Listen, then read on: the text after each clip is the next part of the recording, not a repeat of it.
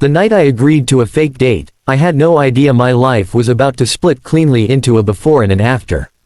It began with rain streaking down the city windows like the world itself was nervous, my reflection warped and tired as I stood outside a softly lit restaurant, rehearsing a lie I never thought would matter. I was there to pretend, to smile, to play a role, to survive one awkward evening. But one look across that candlelit room would quietly dismantle everything I thought I knew about power, love, and my own worth.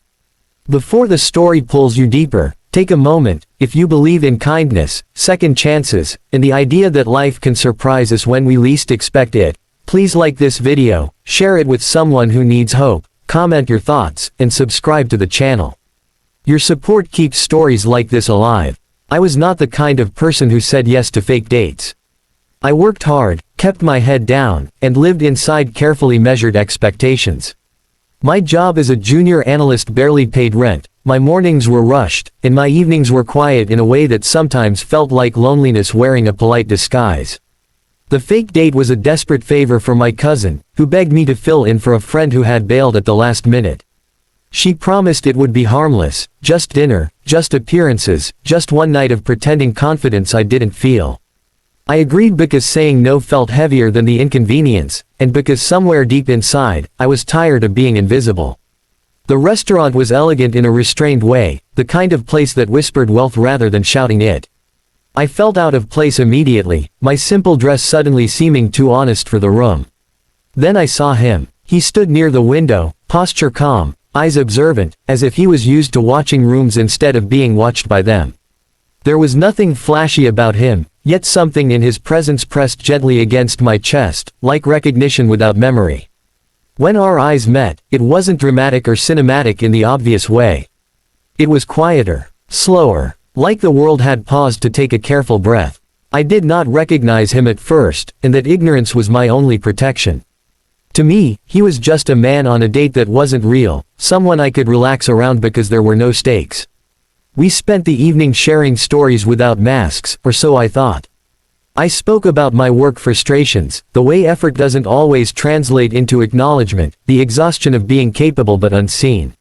He listened with an intensity that felt rare, not interrupting, not fixing, simply absorbing.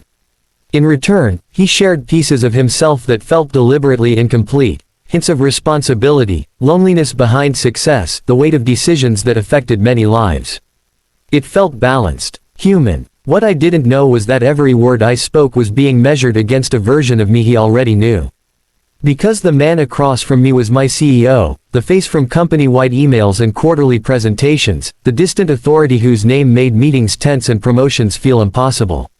I had seen him before, always from afar, always elevated, always untouchable.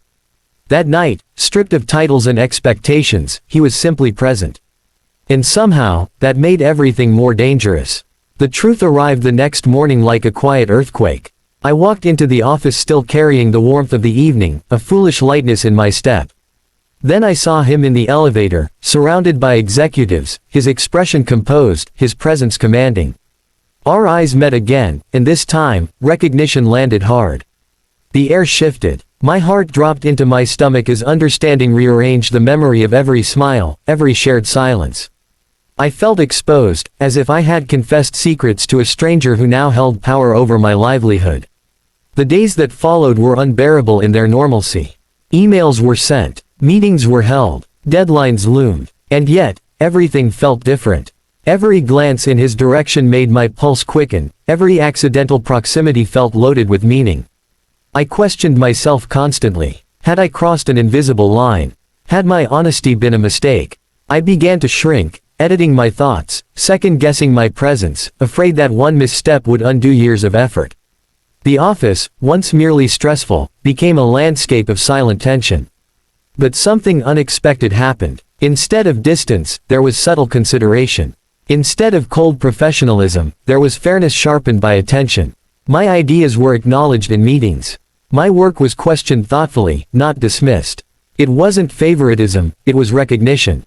And that terrified me more than indifference ever had. I didn't want my growth to be tangled with a night that wasn't even real. The challenge wasn't the secret itself, but what it awakened in me. For the first time, I saw myself reflected through someone who held undeniable power, and the reflection wasn't small. It forced me to confront how deeply I had internalized being overlooked.